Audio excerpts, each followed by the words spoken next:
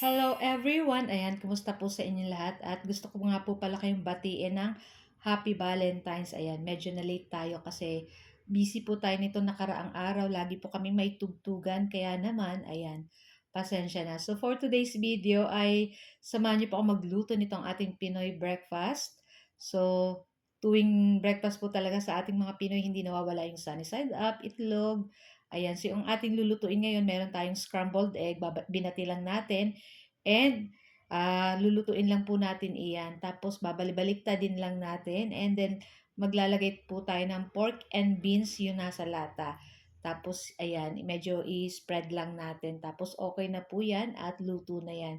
So pwede na natin yang ilipat sa ating plato.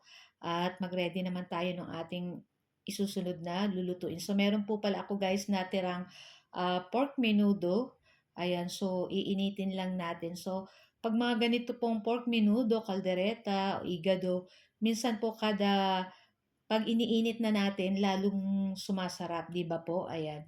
So, ito yung ating pork menudo na yan na lang yung natira. So, ininit ko na rin para pandagdag dun sa ating breakfast. Ayan. Tapos, after nito, ayan, halu-haluin lang po natin iyan. And after po niyan, pwede na nating ilipat sa ating plato. And hinugasan ko lang yung ating kawali at nagprito na ako nitong ating talong. Ayan. So, pritusin lang po natin yung ating talong ng side to side hanggang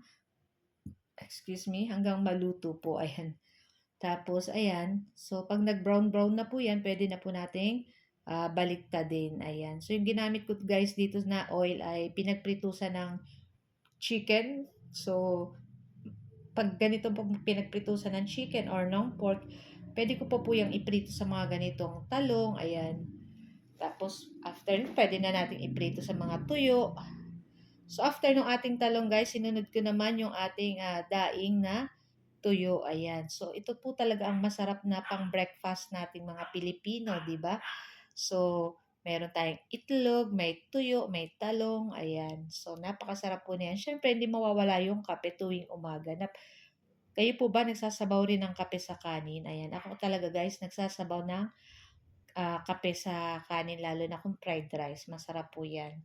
Tapos ganito yung ating mga ulam. Ayan, so niluto lang natin dyan yung ating daing na tuyo. Abo po yata itong ganitong tuyo, yung maliliit lang na klase ng abo. Tapos ayan, balibalik din lang po natin iyan hanggang maluto. And pagkatas, pwede na po natin yang ilipat sa ating plato. So, ayan na nga guys, at ito lang po ang aming niluto. Ayan, for today's video. Kaya naman, kung bago pa lang po kayo sa aming page, huwag niyo po sana kalimutan mag-like at mag-follow para palagi po kayo updated sa aming mga bagong video na i-upload. So guys, thank you for watching and sa next video. Ciao, bye!